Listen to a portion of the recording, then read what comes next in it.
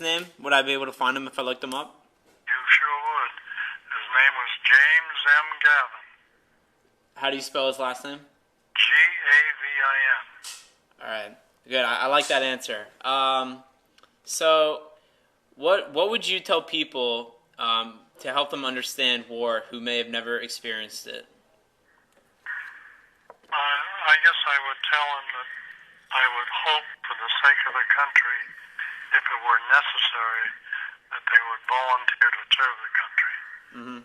That would be my main advice, and hopefully that would happen to defend this country.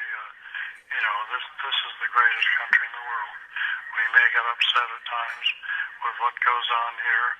We get upset with our government, but still, it's the greatest country in the world.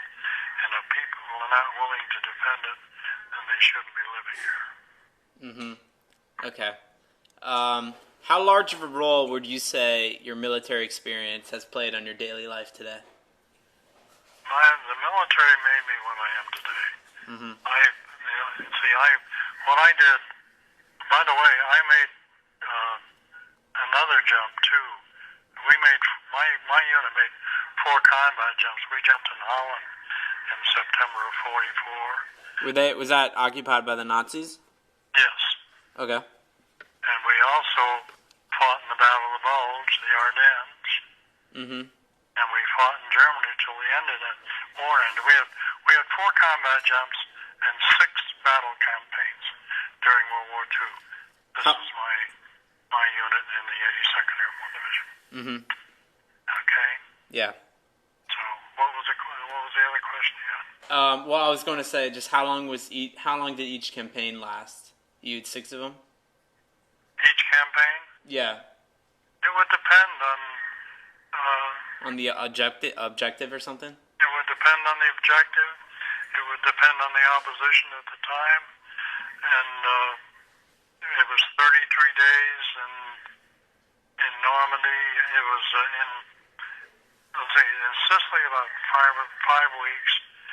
In Italy, we were there from September to November of '43 as our part of the campaign went on and on. Mm-hmm. They moved us out of there to prepare for the jump into Normandy. The jump into Normandy, we fought for 33 days, and then went back to England, reinforced. We jumped in Holland and fought for 3 months, Mm-hmm. and then came back. We had a rear area in France. We came back, and we were only back 3 weeks in the Battle of the Bulge broke. Mm-hmm. We were piled onto open tractor-trailer trucks for a 10-hour drive in the middle of winter in December to Belgium, where we de-trucked after a 10-hour drive and in the deep snow, and went out searching for the enemy. There were no lines established at the time. The Germans had broken through, and everything was totally disorganized. And but we finally were able to form a line, and we fought in the Battle of the Bulge until probably the middle of January. Mm-hmm. Then came back, reorganized, re-equipped, and I think it was we went back to Germany shortly thereafter and fought. And eventually our last mission was to form a bridgehead across the Elbe River, and this was in April of '45, and we fought our way further into Germany, and then of course in May, on the 8th of May, the war ended. So we were into Germany at that time. Yeah. Mm-hmm. Okay, so tomorrow, I guess you're leaving or you're starting your journey to France to receive your medals. What exactly are you being recognized for? Is it just a service, or is it your regiment specifically that's being honored? Tomorrow, or when we get there on D-Day, medic and myself are being honored by the people in San Mariglis. They have a couple of historical societies over there, and they're also, we have located the site of what was our first battalion aid station close to Lafayette Bridge, which was our objective, at that time during the invasion of Normandy. The first objective for the first battalion was the Lafayette Bridge, and they're going to dedicate they have a plaque dedicating that aid station to the medics of the 505, honoring all the medics of the 505. Okay. All right, so I think should be my last question, maybe one more after it.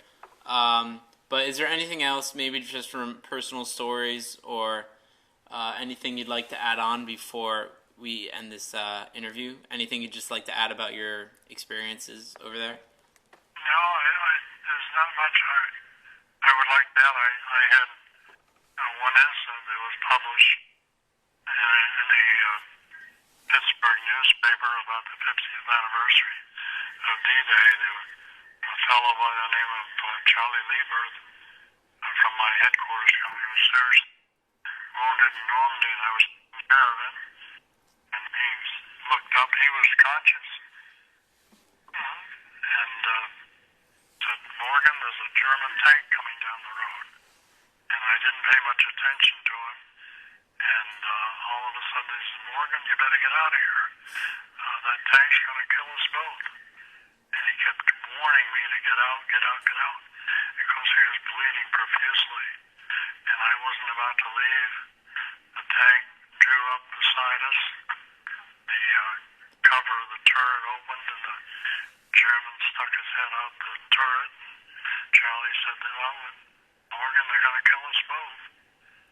All of a sudden, the head went down, the cover closed, and the tank took off. And Charlie, the last thing he said was, "There is honor on the battlefield after all." So that's just probably one incident amongst many that different people could tell, different stories people could tell. That was one of mine. Wow, that's amazing. All right, well, Mr. Morgan, I greatly appreciate your time and your service to our country. Thank you very much. Have a safe trip to France. Is this your first time back to the site, or have you been there before? No, I haven't. It'll be my first time back to the site at Lafayette Bridge. Like my youngest son's going with me, and he wants to walk over the bridge with me. But I went back 2 years ago with a tour group. We had such a short time. We did go to San Mariglis, but we had such a short time, I never did get a chance to go down to the bridge. This time I'll make it, so that's where my battle was. All right, that sounds great. Have a great trip. I'll look forward to seeing you this summer at the club. Okay. Thank you very much for your time. Look forward to seeing you. Good luck. All right, thank you. You're welcome. Good night. Oops, I'm up a little early. Is he going to be Arthur Jr.? He's the